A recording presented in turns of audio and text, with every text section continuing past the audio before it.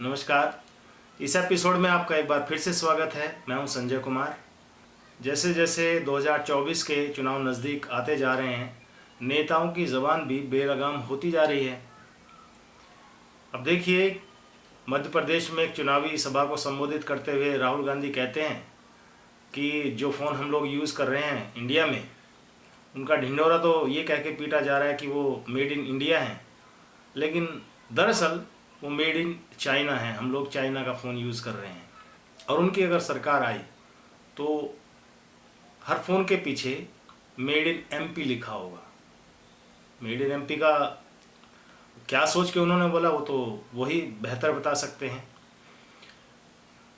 लेकिन जब उन्होंने ये बिना फैक्ट के एक बात कही तो इस बात को बीजेपी ने लपक लिया और दूसरी चुनावी सभा को संबोधित करते हुए प्रधानमंत्री को मौका मिल गया उन पर पलटवार करने का, और उन्होंने अपनी चुनावी सभा में इनडायरेक्टली उनको मूर्खों का सरदार कह दिया।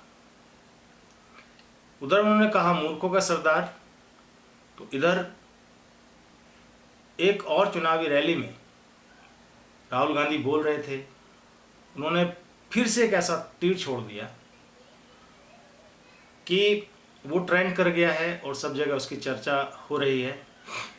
आप जानते हैं कि वर्ल्ड कप में भारत बुरी तरह हार गया है, ऑस्ट्रेलिया की जीत हुई है। तो जब भी मैच हो रहा था तो वहाँ प्रधानमंत्री नरेंद्र मोदी भी उपस्थित थे, और मैच हारने के बाद में वो लोगों से मिलने भी गए, जो खिलाड़ी थे उनसे मिलने के लिए गए, उनको ढाढ़स बंधाया, सांत्वना दी। लेकिन राहुल गांधी ने एक सभा में बोलते हुए कहा कि अच्छा भला लड़के खेल रहे थे, जीत भी जाते, लेकिन एक पनौती वहाँ पर बैठे हुए थे, इसलिए हार गए। साफ है कि उनका इशारा प्रधानमंत्री नरेंद्र मोदी की तरफ था। मजे की बात यह है कि जब जब भी कांग्रेस के नेताओं ने ऐसी कोई बयानबाजी की है तो वो कांग्रेस को ही उल्टा भारी पड़ा है, उसी को नुकसान हुआ है। उनको बोला गया मौत का सौदागर, तो नुकसान हुआ। उनको बोला गया नीच, तो नुकसान हुआ।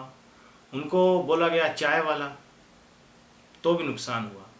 तो जब कम से कम 3 बार ऐसे शब्द बोलने से एक पार्टी को नुकसान हो रहा है, तो चुनाव एक तरफा हुआ जा रहा है, तो फिर ऐसी क्या मजबूरी है या ऐसी क्या मानसिकता है कि बार बार ऐसे शब्दों का इस्तेमाल करके सामने वाले पार्टी को एक मौका दे दिया जाता है कि वो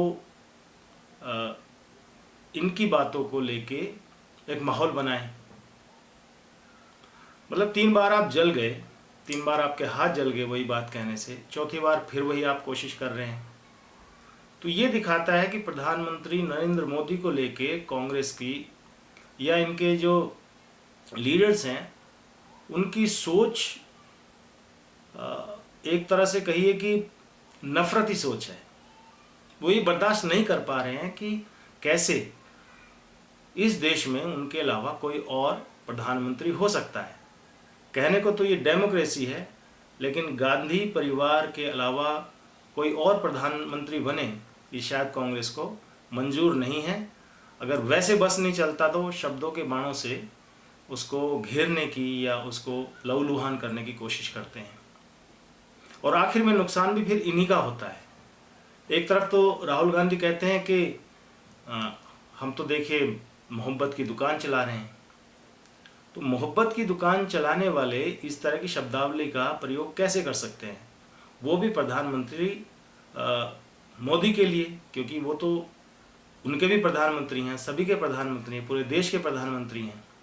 तो कम से कम एक प्रधानमंत्री पद की एक गरिमा होती है, उस गरिमा का ध्यान रखते हुए ऐसे शब्दों के प्रयोग करने से बचना चाहिए। लेकिन हो रहा है उल्टा।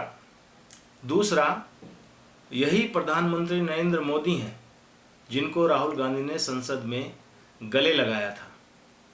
एक तरफ आप गले लगाते हैं और दूसरी तरफ उनको पनौती बोलते हैं। जब आप उनको पनौती बोलते हैं तो जाहिर है कि कुछ सवाल आपकी तरफ भी आएंगे। पहले तो नीचे के नेता बोलते थे जिसका नुकसान होता था पार्टी को, लेकिन अब तो राहुल गांधी जैसे बड़े नेता, अब उनसे बड़ा कौन है कांग्रेस पार्टी में, ये सब जानते ही हैं। जब वही ऐसी भाषा का इस्तेमाल करने लगें तो छोड़िए, फिर तो नीचे के लोग तो और भी ज़्यादा बेलगाम होंगे। तो इस तरह की भाषा का जब आप प्रयोग करते हैं तो इसकी एक तो ज़रूरत नहीं है, बिना बात के बिना ज़रूरत के ऐसी भाषा का जब इस्तेमाल किया जाता है तो उसका नुकसान अल्टीमेटली कांग्रेस को होता है और फ़ायदा बीजेपी को होता है। इसके बाद भी हर बार ऐसा बोला जाता है तो ये बात समझ से थोड़ी सी परे हो जाती है। तो आगे आगे जैसे चुनाव और नज़दीक आएगा तो इस तरह की बेज़बानी शायद और देखने के लिए मिले, दोनों तरफ से, कांग्रेस की तरफ से भी और बीजेपी की तरफ से भी।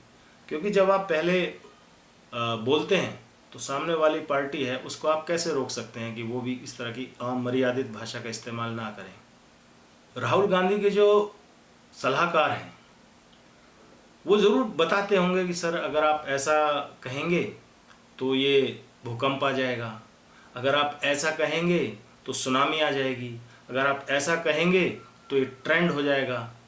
ऐसे सुझाव बहुत सारे आते होंगे, लेकिन राहुल गांधी को एक मैच्योर लीडर होने का परिचय देना चाहिए और इस तरह की बातों से और इस तरह की शब्दावली का प्रयोग करने से बचना चाहिए। क्योंकि जब जब भी ऐसी शब्दावली का प्रयोग किया गया है कांग्रेस ने खुद नुकसान ही उठाया है, इतिहास तो यही कहता है। बाकी आप इस बारे में क्या सोचते हैं हमें कमेंट बॉक्स में ज़रूर बताइए। इस वीडियो को लाइक कीजिए, शेयर कीजिए, चैनल को सब्सक्राइब कर लीजिए, साथ में बेल आइकन दबा दीजिए ताकि आगे आने वाली नोटिफिकेशंस वीडियो की आप तक पहुंचती रहें। जल्दी फिर आपके सामने हाजिर होते हैं किसी और मुद्दे के साथ। तब तक के लिए विदा दीजिए। नमस्कार, धन्यवाद, वंदे मातरम।